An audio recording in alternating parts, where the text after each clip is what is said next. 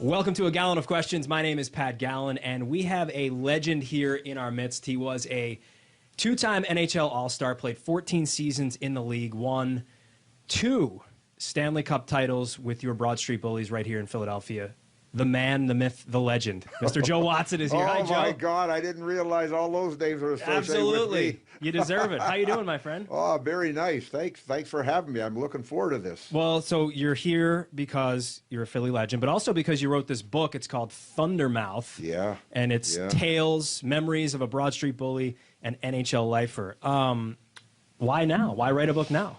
Well, Pat, we went to Russia 5 years ago. I took our alumni team to Russia, Brad Marsh and I, and we went and played 4 games over there. And we had 15 seats were given to us by the Russians, and we couldn't get enough players.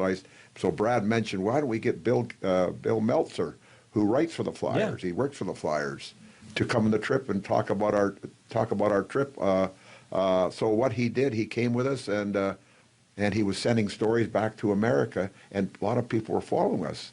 I never realized this till we got back to America. Right. We were in Russia 10 days, and he wrote all these stories, and he was getting very promising things said about the stories and so on and so forth. And I said to myself, you know what? My wife said to me, you should write a book because you got so many stories. And a lot of my teammates told me this too. So one day I woke up on the right side of the bed. I said, I'm going to do a book. And so I phoned Bill Meltzer to ask if he could help me. And it took us 3.5 years to get this book out. Is that right?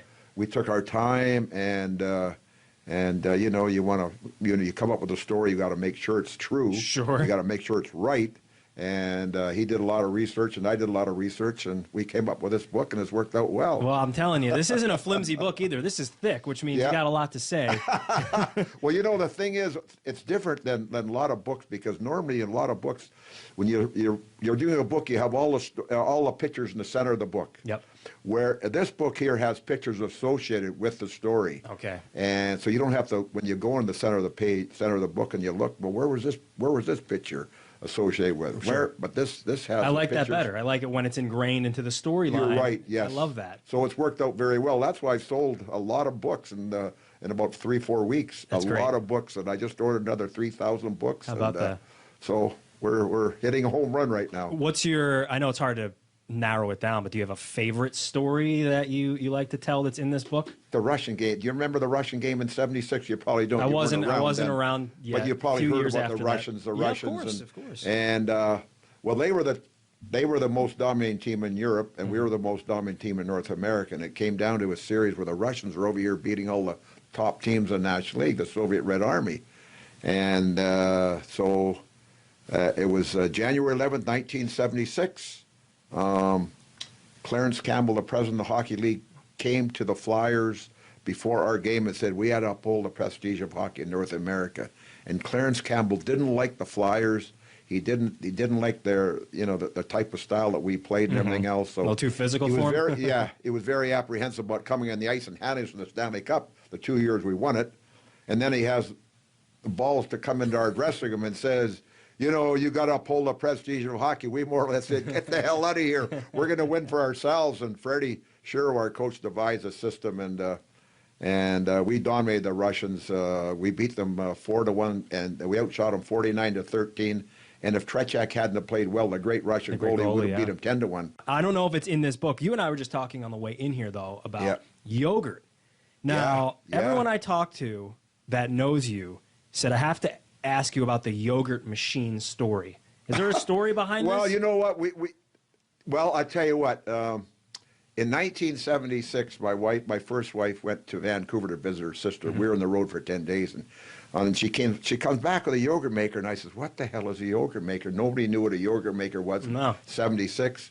So she brings this thing back. She starts making yogurt, and I says, "Oh boy!" And it kills all the bacteria in your stomach if you have a net substomach. So we had a Pollyanna in '77. Okay. And I got Bobby Clark, and I had to buy him a gift, and I bought him a yogurt maker. Oh my God! And everybody made fun of me because they didn't know what it was, and I had to tell them what it was, but they said, "Who are you kidding?" I said, "Well, you're right. My wife was the one that came up with this idea, so I got him a yogurt maker." Did he ever use it? I don't think he ever used it. It's in his garage still somewhere. Yeah.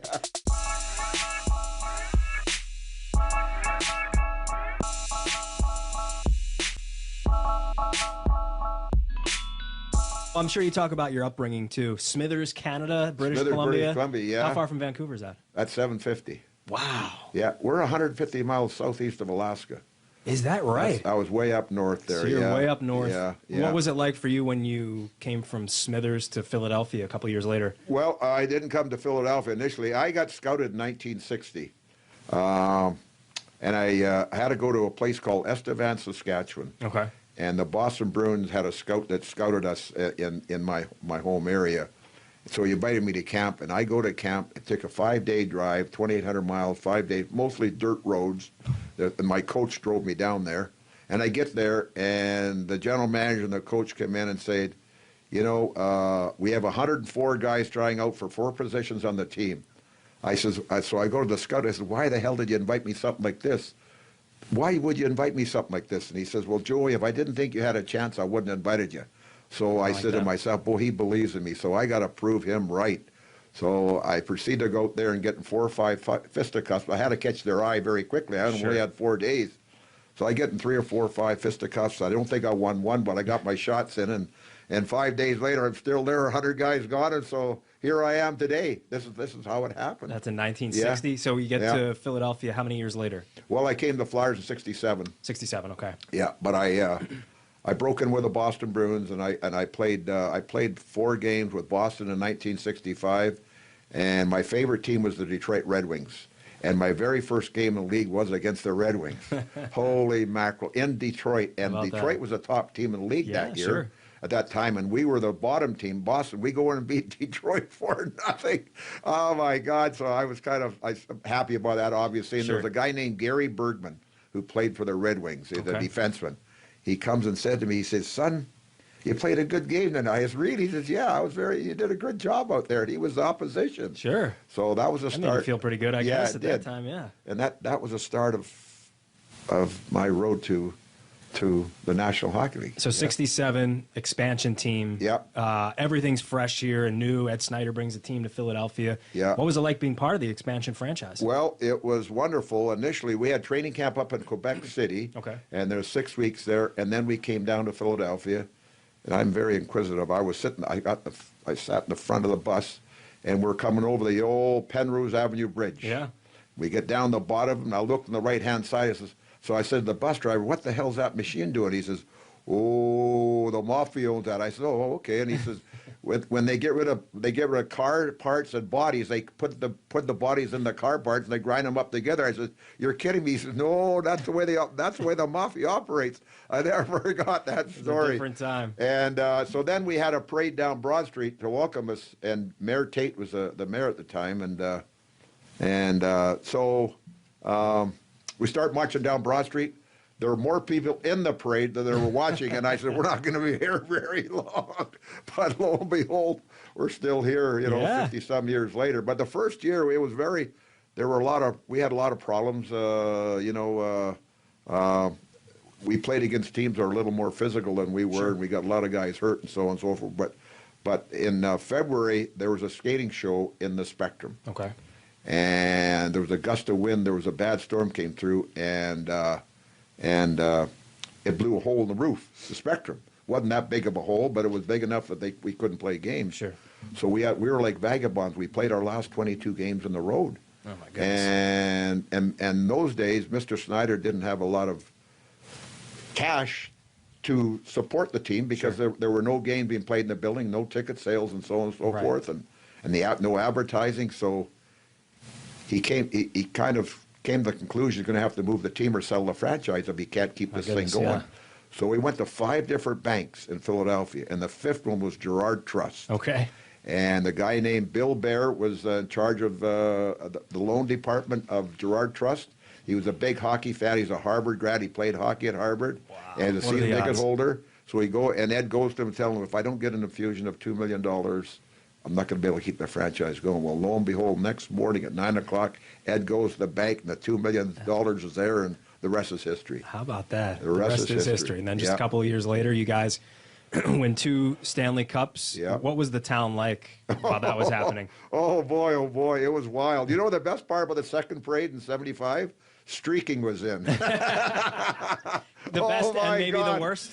Oh gosh, I remember my mom and my mom was down and with her friend Maud, and she was in the parade with us. She would go like this every time she saw something. She couldn't believe this thing was happening. That's amazing. That's amazing. But the city was behind you, clothed or not clothed from that point forward, and it's never been the same since. Absolutely. You know what? The Broad Street Bullies. They're an iconic name, obviously. Absolutely. We go to Europe. We played 9 different countries in Europe playing hockey. And wherever we went, we saw people with Flyer jerseys. Like we were just in Russia 5 years ago, and we played in 4 different areas, 4 different cities, and every area had people with Flyer jerseys on. And a friend of mine just came back from Czechoslovakia recently, and he got in a cab in Prague, and the guy asked him where he's from. He says, "I'm from Philadelphia." The guy says, "Home of the Bullies." And the guy said, "What? Home of the Broad Street Bullies." He could not believe it. He was hearing this 8,000 miles away. Wow. But it doesn't matter where you go, you run into people that remember the Broad Street Bullies. Absolutely. Yeah. They play still such a key role in this town. My dad was a teenager when you guys won Stanley Cups. Actually, kind of funny. I have this. Does this stick look familiar? Oh, my gosh. My dad really got this stick. I don't know if I can. It must be Bernie. Is it Bernie? It's Bernie's stick. It's Paulie Bernie's, yeah. It's Bernie's stick. Oh, stick. my God. And my dad was with his father, and they were sitting near the bench during the playoffs. And Bernie breaks his stick. Yeah. And the guy hands it to him. And he's had it his entire career. Oh, yeah. Oh, there's the autograph. Heck, yeah. How about that? Does that look familiar to you? My God, Isn't that cool? Yeah. That's pretty cool. So my dad said, "Here, it's just sitting in the corner of the room. Heck put it in your studio." Beautiful. This is awesome. Hell yeah. Bernie would love that. Yeah, Jesus, if I see Bernie, I'll have to show him. Yeah, show him it. Don't give it to him, but show him. Because he'll turn around and sell the damn thing, so keep it for yourself.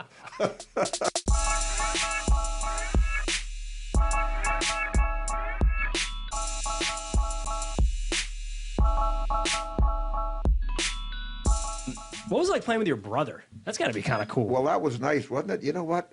We were the 4th brother combination ever in '74 to come from a town of 900 people at the time when I left, and we won 2 Stanley Cups together. Now there's other brother combinations that come along since, but you know, it was the Richards, and there was a couple brothers in the 40s that won Stanley Cups, but we were the 4th from a little place called Smithers, British Columbia, little hamlet in the mountains. 900 people up there. Yeah, at the time. Now there's about 6,000. Okay. Yeah. Was that a bit of a? I know it took you a few years to get to Philly. Yeah. But was it a bit of a culture shock going? Yeah. You were in Boston briefly, but Philly's a little. Well, bit different I played beast. in Minneapolis in 1963, farm team of the Bruins, and was there for 2 years. Then we went to Oklahoma City, and we won the championship in Oklahoma City that year. And then I go to Boston next year, and we have training camp in London, Ontario. I meet the great Bobby Orr, and when I met him, he was 135 or 40 pounds. That's all he was initially. So what he did, we broke camp, and he went home and bought a rowing machine. I thought you were going to say yogurt machine. Yeah, but he bought a rowing machine, and he put on 55 pounds of muscle. And when he came to camp next year, I couldn't believe the same guy. He was 190-some pounds, and he had strong forearms. You know, when you're stick handling, your hands are up here like this. Your hands go down here when you're going to pass, and you go down here to shoot. Orr's hands were always in this area. And he was so strong in the forearms, you think he's going to stick handle and pass, but not shoot from there. He would let her rip, and oh, my God, he could rip the puck. For a guy 18 years old, and he was a tough kid, too, but he had to. Unbelievable But I was fortunate to play with him, and him and I lived together, and I must say, 2 single guys in Boston, it was a benefit to us. It was a good time? Yeah, it was a good time, yeah. And so your brother's what, 8 years younger than you? He's 10. 10 years younger. Yeah, I'm 80 and he's 70. Okay. But it really is to have an opportunity to play with my brother. And, that is so cool. And we're still very close. He has the ice rink in Aston Ice Works. Yeah. And they're very, very busy. He's still active over there? Yeah, he's very, very active. And they're so busy in that. I mean, hockey's an expensive sport. It sure is. It really, really is. Holy mac! I don't know where people get the money to play the sport because ice is expensive, the equipment is expensive. You to buy a good pair of skates now, you're talking $700. Unbelievable. It's crazy. I played as a kid. Did you? And yeah. but it was we could only afford certain things. So the skates, Sure. we got $60 for you for the skates. You know, you're gonna grab a stick that's gonna last as long as it can. You know what? You're right about that. You know what? When I was young, I got a stick for Christmas. Santa would bring me a stick for Christmas. It had to last till next Christmas. Absolutely. And I had nails in my stick sometimes with that. I had the nails into the stick to keep it alive. Oh my God! I remember buying a stick that was probably 4 sizes too large for me, and my parents said, "As you grow, that stick's going to get smaller." So that's why we're buying it this length for you. Oh boy. Well, you are on sort of a book tour right now. How is everything surrounding that? You having fun doing it? Oh boy, it's a lot of work. I thought, okay, we'll write a book. Write a book, people sell it to me out, but my God, tour. I've been all over the place. I went to New York. I was at Smith & Wolinski's in New York for one day. I'm going to Boston here in about 3 weeks. Okay. We played this game here against the Alumni Cup. Yeah, I was going to ask you about that. And I guess they saw it in Boston. I don't know what, but then a guy phoned me, I'd love to have you come to Boston. Wow, that's sign great. some books. I says, I can do that. I'll come up by train. I'll bring my wife. We'll go up there, relax, and trip. Yeah. So the book is going very well. I almost sold 3,000 already, and I'm on my next 3,000. I should be here very shortly. So that's fantastic. So it's going well. What was it like to be back out on the ice? You're a young man these days. I don't know if that was wise to do that, but I never wore a helmet, Pat, in my life. Yeah. Never wore, and I couldn't. They said I wouldn't be able to play the game if I didn't wear a helmet, so I had to put this helmet on. I had no idea how to put it on or get it off. I didn't want to take it off because everybody takes their helmets off when they're in between periods. Yeah. I didn't want to take mine off. I wouldn't know how to put it on again.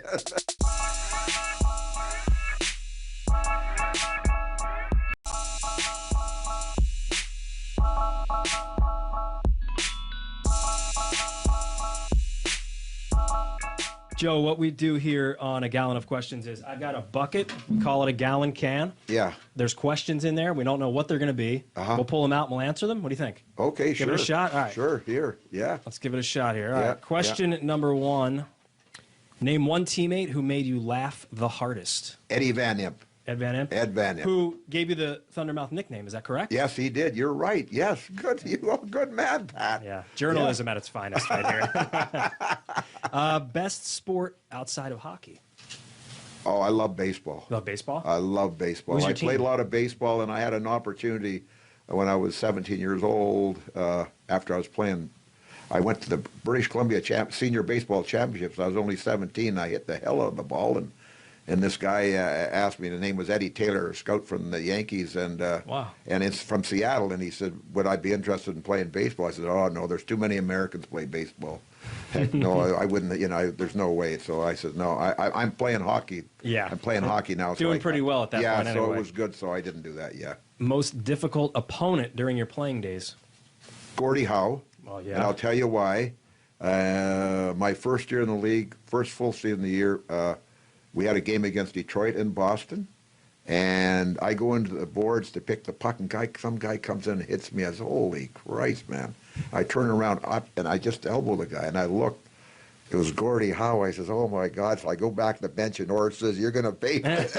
You're going to pay for this." So the second period, we're fighting position in front of the net, and he got me right in the nose here, broke my nose with a stick, and he said, "There's only 4 rookies broke in that year, and I was one of the 4." And he says, "Welcome to the league, Rook." My poor nose was all bent and everything else, and oh my God! But anyway, that was him. And then 72, I got even. I broke 3 of his ribs, so I felt good about that. Who can break more bones? That's how you know who wins. Yeah. Broad Street Bullies player that could party the hardest. Well, there are a number of guys there. Holy God. There's a crew. We had a crew of quite a few guys party the hardest. Hard to pick one, I guess. Yeah. If your car broke down, who's the one teammate you would have called to pick you up? Oh, my brother. Yeah. I guess that's too easy. If you're lucky, you got a brother on the team who definitely would have picked you up. Favorite place to go in Philadelphia when you're in town? Oh, now? Are you talking about now? Yeah, sure. Yeah, the Capitol Grill. Capitol Grill? I love the Capitol Grill. Yeah. That's a good answer. Yeah. All right, a couple more. Favorite NHL player of the last 20 years? 20 years. Yeah. 20 years. Who do you like these days? Huh? Who do you like these days? I like Recchi. Yeah. Mark Recchi. Yeah. Favorite player. I taught him as a young boy growing up at a hockey school. He came to my hockey school. So That's I guess amazing. he's one of my favorite guys, and we get along really well and everything else. Just into the Wall of Fame, too. Yeah, Very much deserved. right, yeah. Finish the sentence. Flyers fans are blank. The finest when you're winning. But they make you, you know what? I tell you, the Flyer fans, man, they support you. As long as they work hard all day, and the women, especially the women, and they want to go to a game, they want to release their frustrations. They come to the game, and they holler and scream, and they just love it. And Flyer fans, to me, are the finest. All they want is a good showing. They want their money's worth. That's it. And Work hard. that's the way we felt when we played. We had to give them their money's worth because they supported us so heartily. Because you work hard. Philadelphia people work hard. No doubt. They work hard. No doubt about it. Last one. Favorite city to travel to on the road during your playing days? Best city on the road? Well, it had to be Vancouver because, I was from British Columbia. Sure. And, I got a lot of my friends would come down to visit me when we're in Vancouver. So I have to say Vancouver. Love it. Joe, it's been a pleasure. Yeah. It breezed right by, my friend. Yeah. A lot of good stories. So check it out. Joe Watson, his new book is Joe, called if you're interested, JoeWatsonOfficial.com. There it is. And Check it out. God, yeah. Joe, Pat, thanks very much for you having so me. much, Very my nice. friend. Take care, All buddy. right, And we'll great. meet you again sometime. Sounds